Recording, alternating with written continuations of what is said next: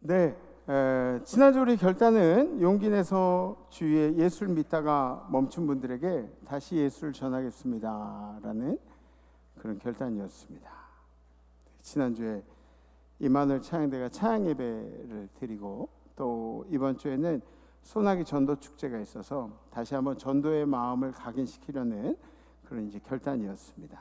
그래서 여러분들 예수 믿다가 쉬신 분들에게 예수 전하는 일은 용기만 내시면 돼요. 그분들이 그렇게 거부감이 없으세요. 요즘은 찾아가지 않아도 얼마든지 문자나 전화로도 메시지를 전달할 수가 있습니다. 단 중요한 것은 여러분들 마음속에 진심을 담아서 그렇게 마음을 전하시면 이 진심이라는 것은 어느 순간에도 통하는 그런 능력이 있습니다. 그래서 앞으로도 여러분들 예수를 전하는 일에 힘쓰시고 세상 사람들에게 칭찬받는 게 아니라 예수님께 칭찬받는 여러분들 되시기를 주님의 이름으로 축복합니다. 아멘. 주님의 이름으로 축복합니다. 아멘. 성경 말씀 함께 보시겠습니다. 오늘 선포하실 하나님의 말씀은 로마서 1장 17절 말씀입니다. 복음에는 하나님의 의가 나타나서 믿음으로 믿음에 이르게 하나니 기록된 바 오직 의인은 믿음으로 말미암아 살리라 함과 같으니라.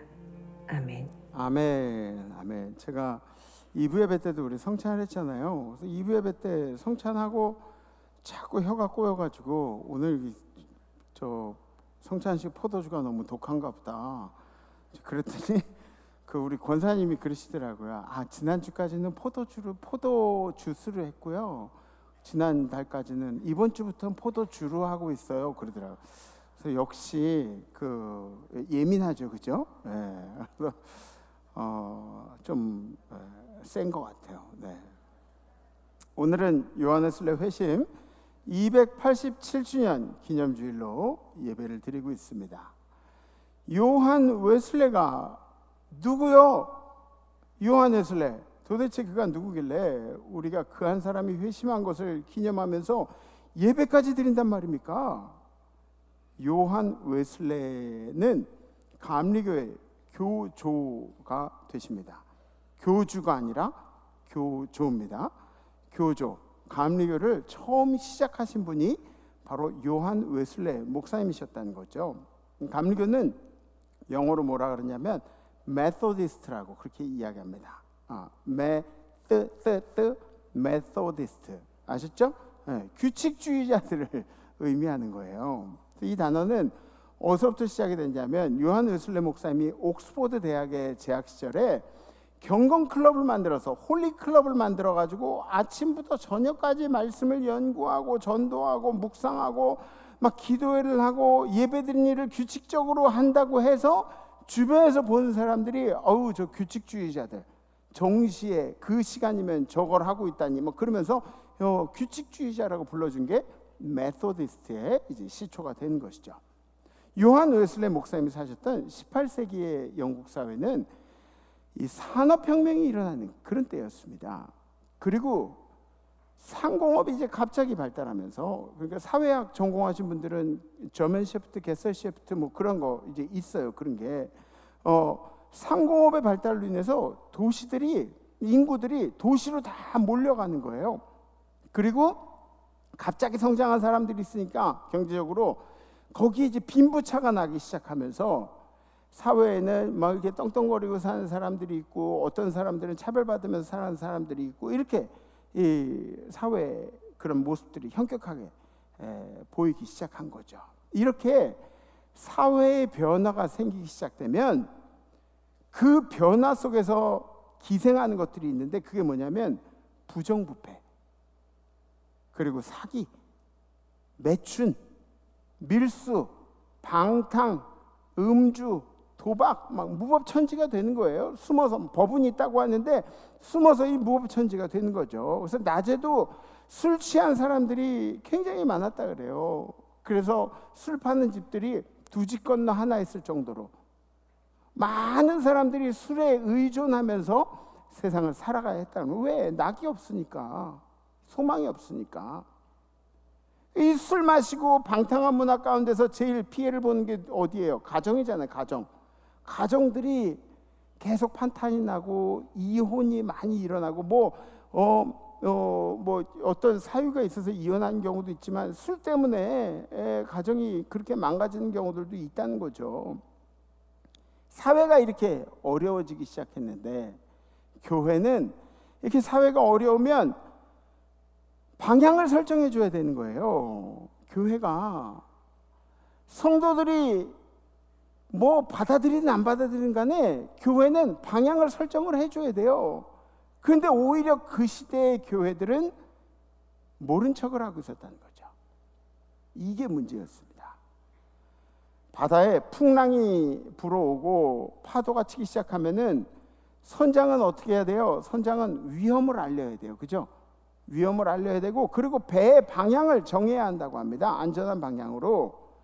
여러분들 지금 이 대한민국에도 지금 목회자들은 제대로 된 방향을 알려줘야 됩니다.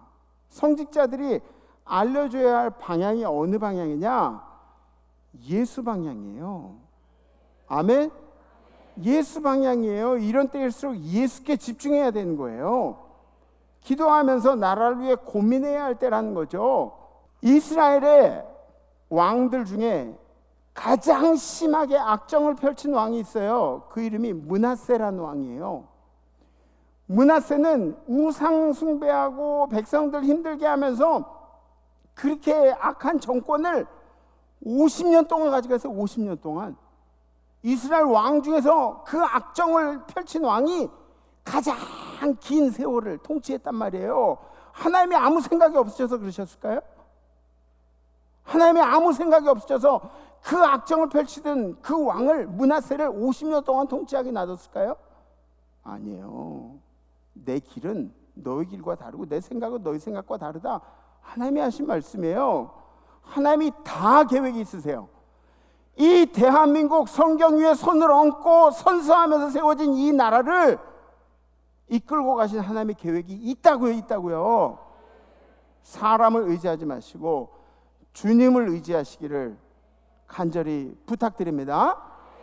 이런 혼란 시기에 이 영국 사회에 요한 웨슬리 목사님의 회심이 영국 사회에 영향력을 끼치기 시작했다고요. 한 사람이 회심하니까 그 마음이 바뀌고 나니까 영국 사회에 새로운 바람이 불기 시작했어요. 요한 웨슬리 목사님은 에보엘스라는 그런 곳에서 이제 시골 마을에서 태어났습니다. 그래서 그 아버지는 사무엘 웨슬리, 어머니는 수산나 웨슬리. 그래서 이 두 분, 아버지 어머니 사이에서 태어났습니다. 이 두 부부 사이에서 자식이 19명이 나왔어요.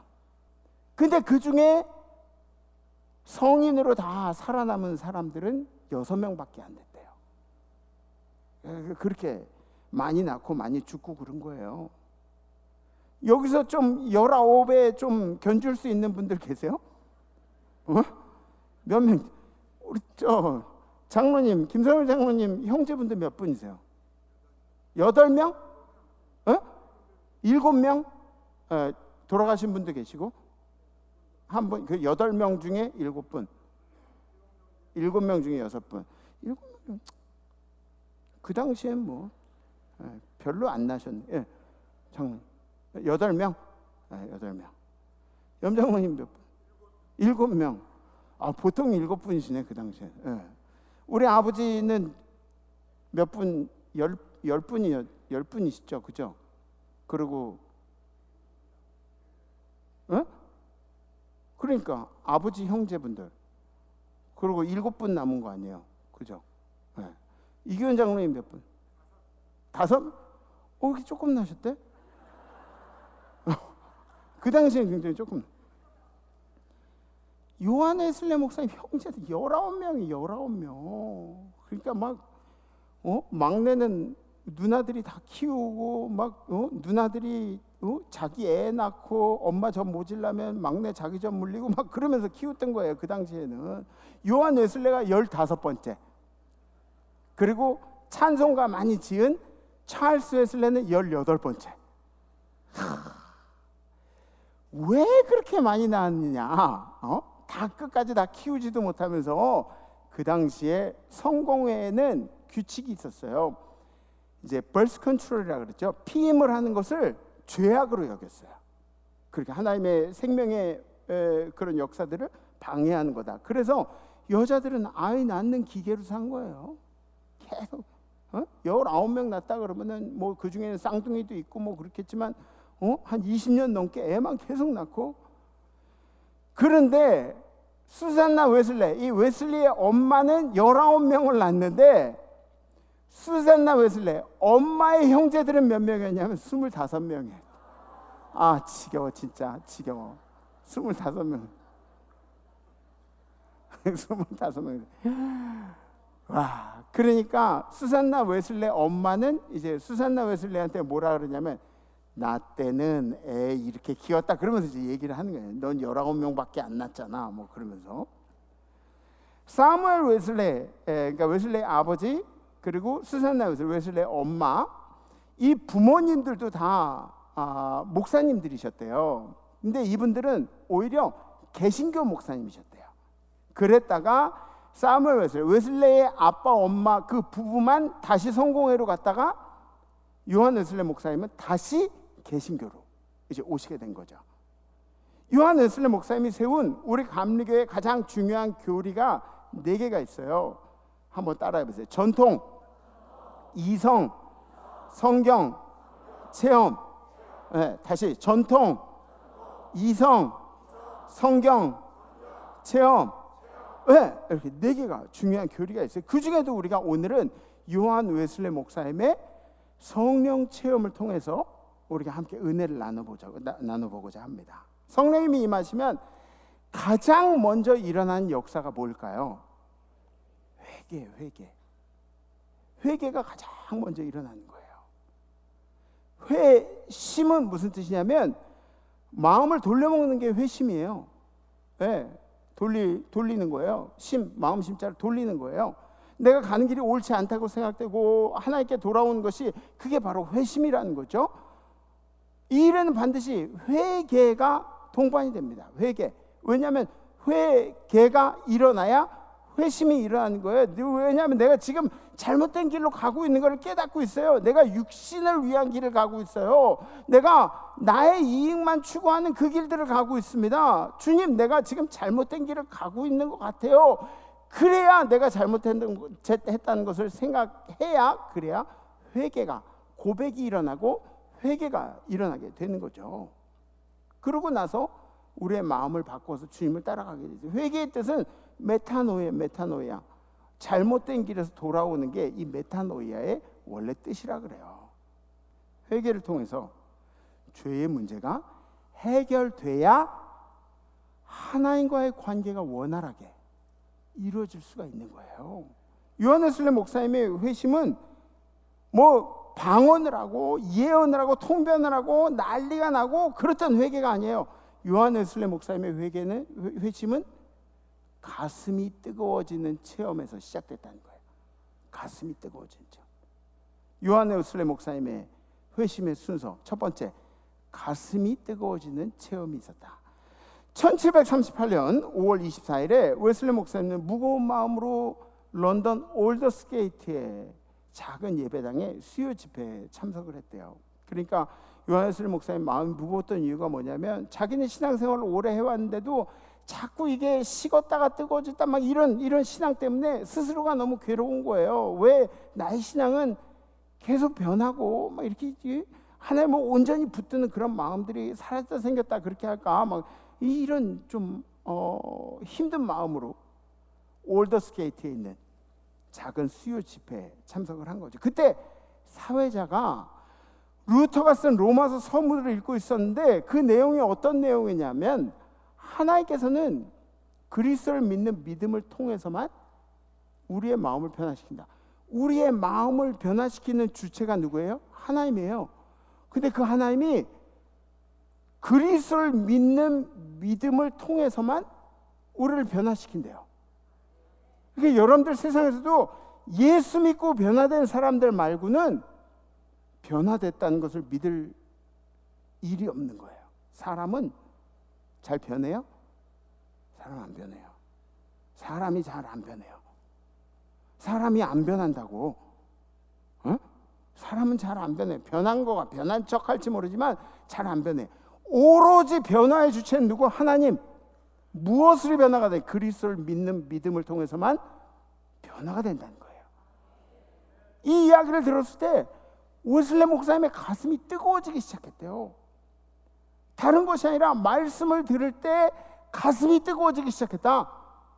여러분들 혹시 그런 적 있지 않으세요? 물론 담임 목사 이렇게 말씀을 전할 때도 가슴이 뜨거워진 일이 있었으면 좋겠지만, 여러분들의 성경을 이렇게 볼 때 성경 보면서 막 가슴이 뜨거워진, 이런 은혜가 있었네, 이 가슴이 뜨거워지는 거, 말씀을 읽고 들을 때 가슴이 뜨거워지기 시작했다고요. 왜냐하면 말씀 자체가 예수 그리스도이시기 때문에. 아멘. 요한복음에 뭐라고 나와요? 다 같이 시작. 말씀이 육신이 되어 우리 가운데 거하심에 우리가 그의 영광을 보니 아버지 독생자의 영광이요 은혜와 진리가 충만하더라. 아멘.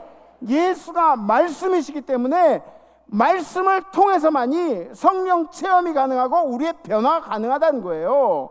말씀을 통해서 진정한 중생이, 갱생이 일어나고 본하겐이 일어나는, 말씀을 통해서만이. 감정이 아니라 말씀을 통해서만이. 말씀이 뭐래? 예수 그리스도라 그랬잖아요. 오직 한 길밖에 없어요. 우리 변화는 한 길밖에. 여러분들이 예수 하나님께로 가는 방법도 하나밖에 없어요. 오직 예수 한 길밖에 없어요. 여러 길이 있는 것처럼 세상에 많은 사람들이 얘기하지만 없어요. 한 길밖에 없어요. 하나님께서는 그리스도를 믿는 믿음을 통해서 죄악에 빠져있는 우리들을 변화시키신다고요. 그래야 천국에 간다고요. 그래야 소망 있는 삶을 산다고요. 한 길밖에 없어. 한 길. 예수 한 길밖에 없어요. 오직 그분 한 분밖에 없다. 오직 그 길 하나밖에 없다. 요한복음에 뭐라고 나왔어요? 시작. 예수께서 이르시되 내가 곧 길이요 진리요 생명이니 나로 말미암지 않고는 아버지께로 올 자가 없느니라. 없다고. I am the way and the truth and the life. No one comes to the Father except through me. 나를 통하지 않고는 아버지께로 갈 자가 한 명도 없다고. 단 한 명도 없다고. 오로지 나만이 길이라고 예수가 말씀하시는 거예요. 이렇게 예수를 통해 회심한 웨슬리 목사님은 그때부터 마음에 확신을 갖게 돼요. 확신. 예수밖에 없다. 그렇게 확신을 가진 이제 웨슬리 목사님이 두 번째로 어떻게 되냐면 주님만이 진리이심을 확신하게 되는 거죠. 물론 그 전에도 뭐 이런 확신이 오고 가고 그런 적은 많이 있었어요. 왜? 웨슬리 목사님이 할아버지 때부터, 저도 할아버지 때부터 목회를 하셨거든요. 할아버지 때부터 목회하고 뭐 그러니까 신앙생활 꽤나 했을 거 아니에요. 뭐 목사까지 되고 웨슬리 목사님이. 에? 신앙의 가정에서라는 나름 신앙생활에 연륜이 이제 깊은 그런 사람인데 대대로 내려오는 신앙인들도 있고, 옥스퍼드에서 학교 다닐 때도 홀리클럽이라 그래가지고 아침부터 저녁까지 홀리클럽에서 성경 연구만 했어요. 하루 종일 신앙으로 살기에 애를 썼어요. 그 신앙생활을 독하게 했을 정도로 그렇게 밥 먹는 시간 빼놓고 다 성경에만 매달렸다고요. 근데 여러분, 웨슬리 목사님이 그렇게 성경 지식이 많고 그래가지고 머리가 이만해진 거예요. 성경에 대해서 아는 지식들이 많고. 여러분들 혹시 신앙생활 하시면서 신앙의 선배님들이 하는 얘기 중에 여기 있는 성경 지식이, 여기 있는 은혜가 머리에서 가슴으로 내려와야 한다는 이야기 들어보신 적 있으신가요? 그렇죠? 여기 있는 은혜가 일로 내려와야 한다는 이야기. 성경을 머리로 아는 거하고 하나님의 은혜를 가슴으로 느끼기 시작한 거하고 차이가 꽤 크다는 거예요. 신앙생활 하는데 은혜를 그냥 아는 것하고 은혜를 깨달은 것하고 삶에서 차이가 난다는 거예요. 살아가는 방식이 다르다는 거예요. 가슴으로 품고 사는 사람들의 삶이 다르게 나타난다는 거예요. 하나님 우리에게 얼마나 많은 은혜를 주셨어요. 이 세상에 당연한 것 하나도 없는데 당연한 것처럼 받아 누리는 은혜들이 얼마나 많이 있어요. 이렇게 예배 드리는 것도 아무것도 아닌 것처럼 생각하고 있지만 봐, 병원에 한번 누워봐. 그러면 주일날 예배 드리는 시간에 우리 목사님 수염은 깎았나? 그러면서 궁금해하고 그제서야 건강한 게 은혜인데 뭐 이런 거 생각하고 그럴 거 아니에요. 우리 은혜를 너무 자주 까먹고 사는 거예요. 저도 그래요. 목사인데 은혜를 너무 자주 까먹어요. 제가 지난주에 병원에 다녀왔어요. 근데 뭐 별 대단한 거 아니에요. 당 체크하러 갔다 온 당 체크. 의사 선생님이 하신 이야기가 마음에 잘 안 들어요. 한 번은 3개월 만에 가면 한 번 혼나고 한 번은 칭찬받고 그래요. 그럴 수밖에 없어. 왜냐하면 좀 칭찬받으면 좀 잘했다 그러고 막 이제 신나게 먹어요. 그럼 그 다음에는 또 올라가가지고 또 뭐야 이렇게 이 사람이 막 그러면서 다 비인격적으로 그렇게 혼나요. 의사 선생님 항상 저를 목사인 줄 모르세요. 그래서 저를 동네 한량으로 생각하는 거예요.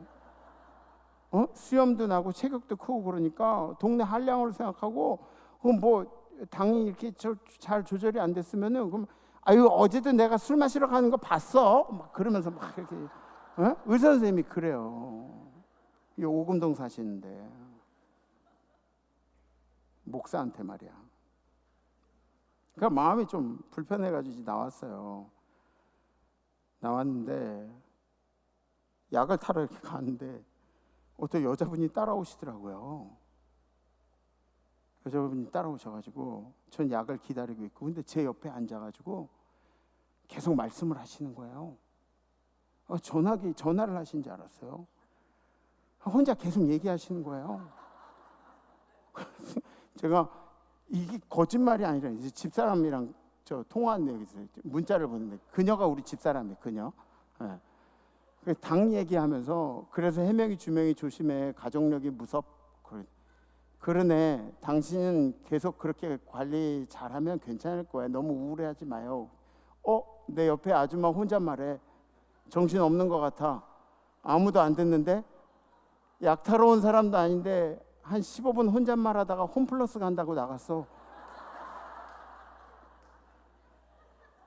그냥 혼잣말 하다가 갑자기 일어서 한 15분 정도 이렇게 말하다가 갑자기 일어서 가지고 나 홈플러스 가야지. 누가 물어봤어? 홈플러스 간 거예요.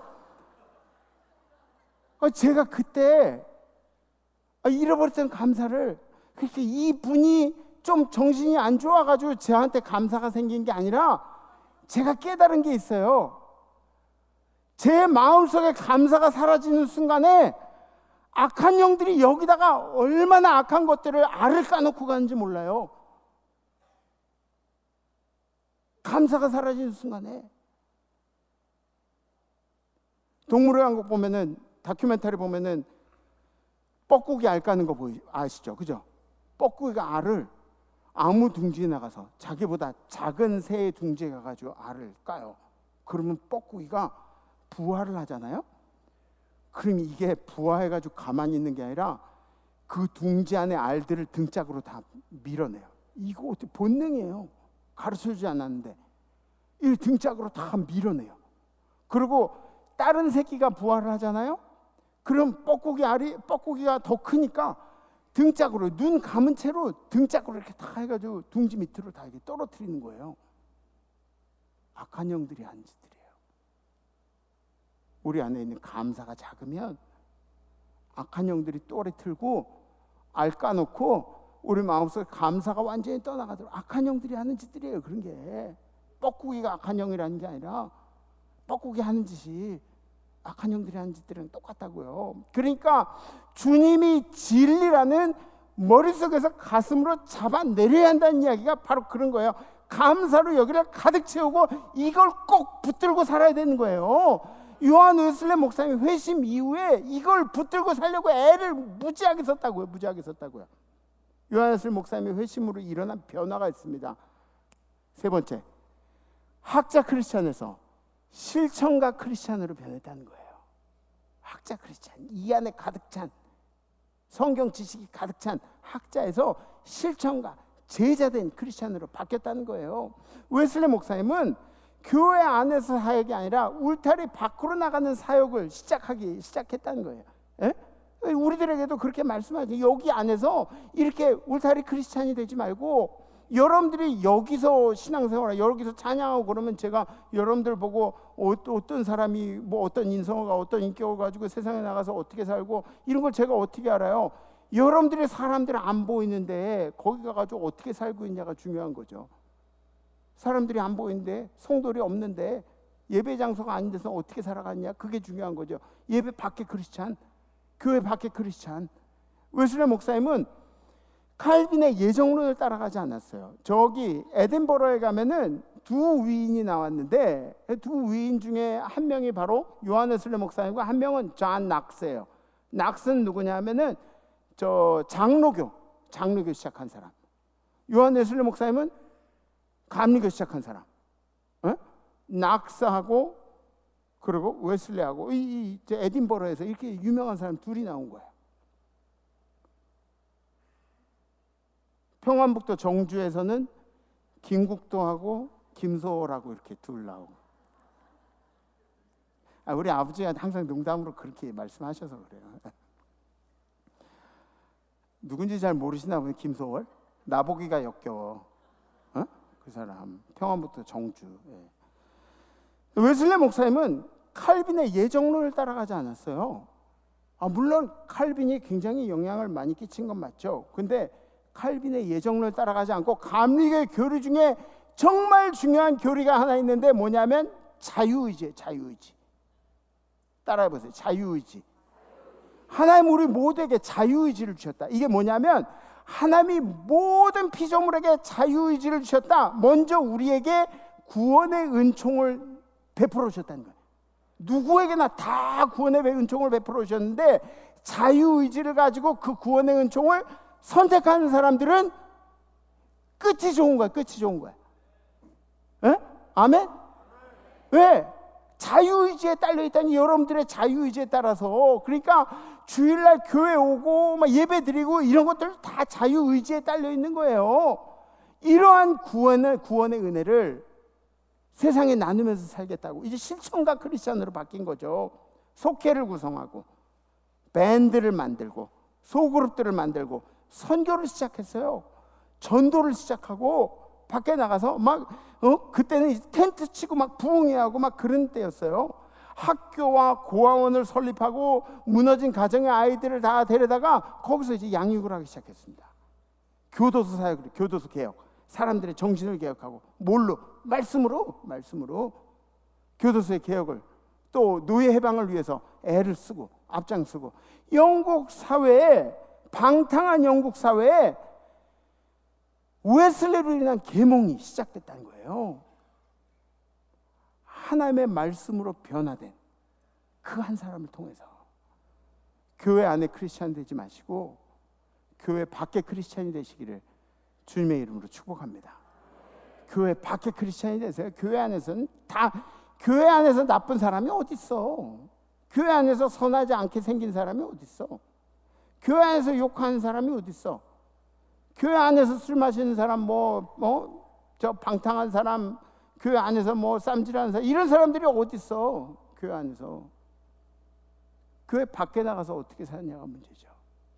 오늘 요한 웨슬리 목사님의 회심이 중요한 이유는 성령으로 변화받는 한 사람이 부패해가는 영국 사회 전체를 바꿨다는 그런 사실이에요. 당신이 바뀌면 우리 사회가 바뀔 수 있습니다.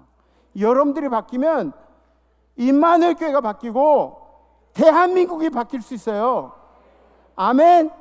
더 크게 아멘. 네. 오늘 말씀 반드시 기억하시고 은혜를 가슴으로 품으세요. 은혜를. 그리고 교회 밖에 크리스찬이 되세요. 이번 한 주도 웨슬리 목사님을 회심시키신 성령님이 여러분들의 가슴도 뜨겁게 하실 줄 기도하겠습니다. 아멘. 결단하시죠.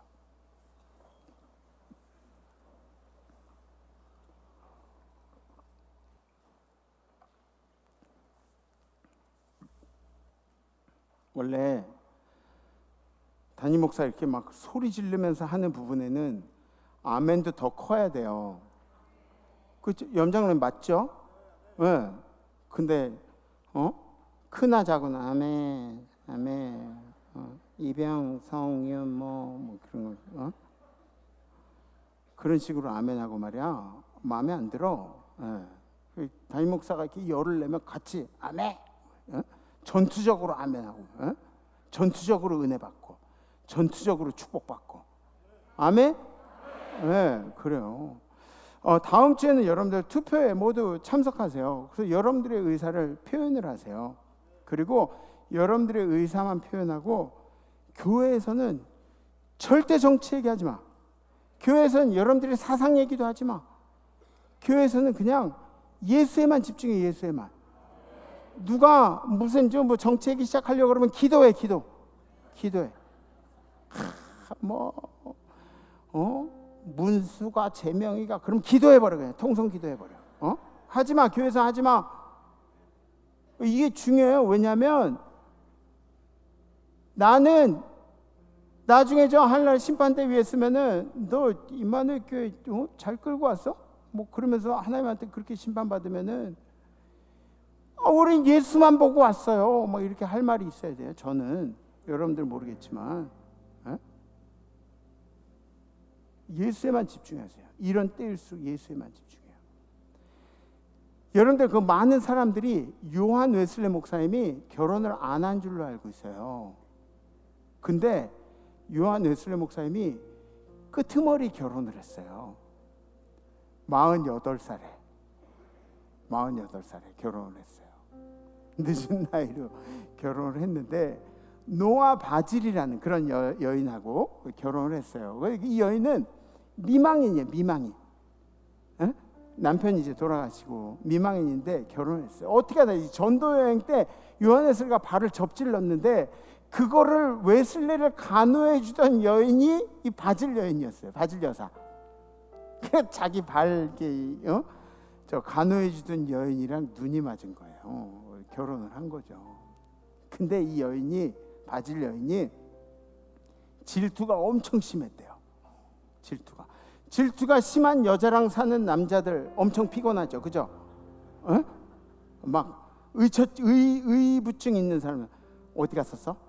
막 이런 뭐야 이거 옷에 뭐야 이거 립스틱 짜고 왔냐? 막 이런 거.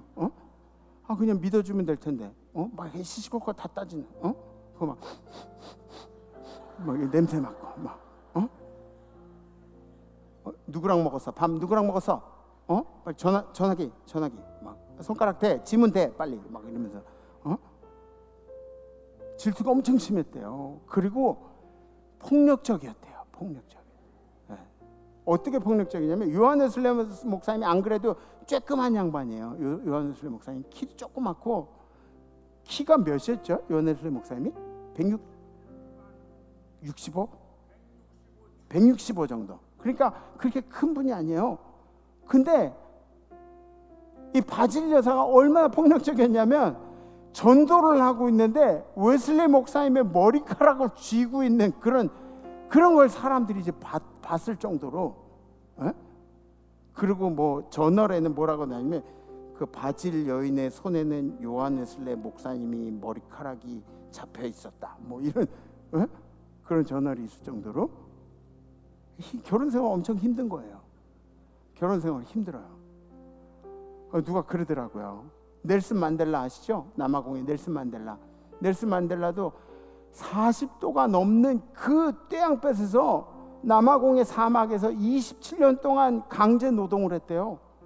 27년 동안 그 떼양볕에서 강제 노동을 하고 그리고 그 지옥 같은 감옥에서 풀려났는데 6개월 만에 이혼했대요. 결혼 생활이 얼마나 힘든 거야. 27년은 막 버티는데 근데 6개월을 못 버티고 이혼을. 요한 웨슬레 목사님이 얼마나 힘드셨겠어요. 힘든 결혼 생활을 했죠. 괜히 안 해도 되는 결혼을 48에 그냥 발목 이렇게 해줬다고 그렇게 눈이 맞아가지고 결혼을 하고 그랬으니까. 요한 웨슬레 목사님이 88세에 돌아가셨는데 웨슬레 목사님이 돌아가시기 10년 전에 바질 여사가 죽었어요. 하늘나라 갔어요. 그러니까 그래도 다행인 게 한 10년 정도는 평안히 사신 거예요. 10년 정도. 근데 웨슬레 목사님 고백이 더 놀라워요. 만약에 바질이 사랑스러웠으면 자기는 그녀를 기쁘게 하기 위해서 하나님의 충성스러운 종이 되지 못했을 수도 있대요. 지만 잘났어. 지만 은혜롭고, 그죠? 사랑스러운 아내랑 안 살아봐서 모르는 거예요. 오히려 목회가 더 잘 될 수도 있어요, 그죠? 놀라운 고백이지만 저도 같이 같은 레벨의 주의종으로, 주의종은 같은 레벨 아니에요, 그죠? 같은 레벨의 주의종으로 요한 웨슬레 목사님 보면 지만 잘났다고 하는 것 같아서 좀 마음이 불편하기도 해요. 그런데 이 놀라운 게 뭐냐면 요한 웨슬레 목사님은 모든 상황을 은혜로 해석을 해요. 은혜로. 모든 상황을 은혜로 해석하네. 우린 그렇게 잘 못하잖아요. 우린 조금만 불평거리 있어도 시베리안 나오고 예수 믿지 않는 사람처럼 막 변해버리잖아요. 그죠? 헐크 변하듯이. 근데 요한 웨슬레 목사님 모든 상황을 은혜로 해석했다는 거예요. 그래서 이번 주 우리가 결단할 게 이거예요. 모든 일에 은혜로운 해석을 하겠습니다. 모든 일에 불편하고 힘든 상황들이 있긴 있을 수 있지만 이거 다 은혜로 해석하는, 은혜로. 감사가 절대적으로 필요해. 여기 감사가 가득 차 있어야 돼. 감사를 막 붙잡고 있어야 돼. 여기 틈만 생기면은 뻐꾸기 같은 그 악한 영들이 와가지고 여기다 또아를 트고 알을 깐다고. 이 감사로 가득해야 돼. 감사로. 그리고 하나님이 계획하신다는 것을 믿어야 돼요.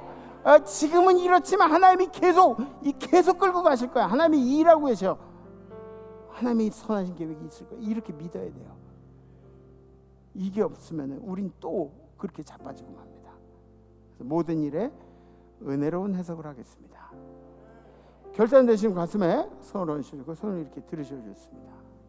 네, 감사합니다. 은혜로운 해석. 네, 함께 찬양하겠습니다. 지난주에 찬양, 그죠?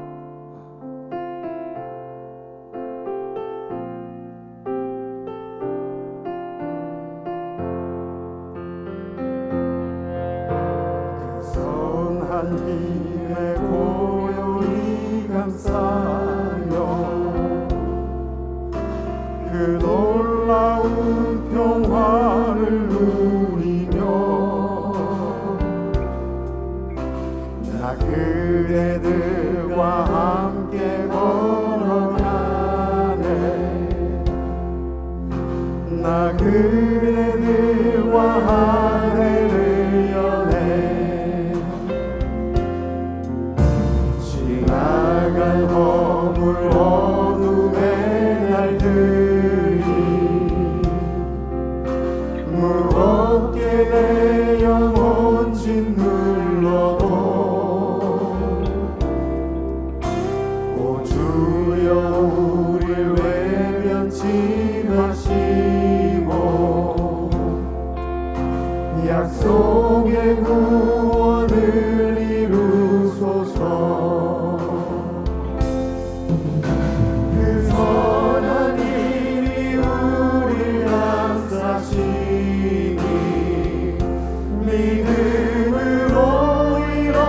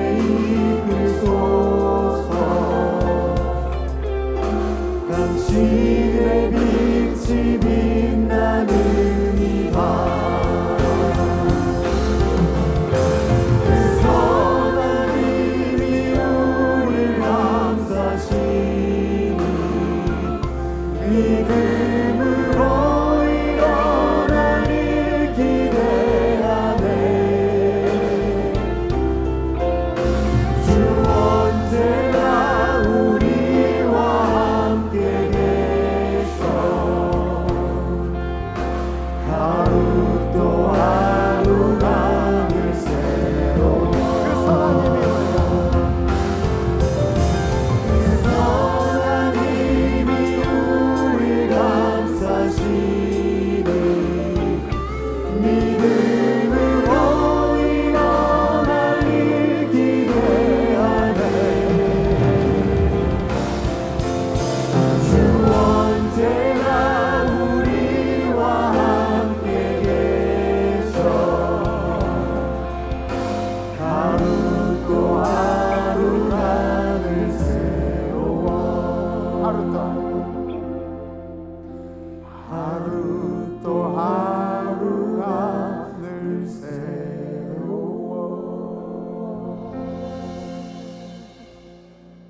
주님, 요한 웨슬리 목사님의 회심을 보니까 이 믿는 자들이 회심한 일이 그렇게 중요하다는 것을 깨닫습니다.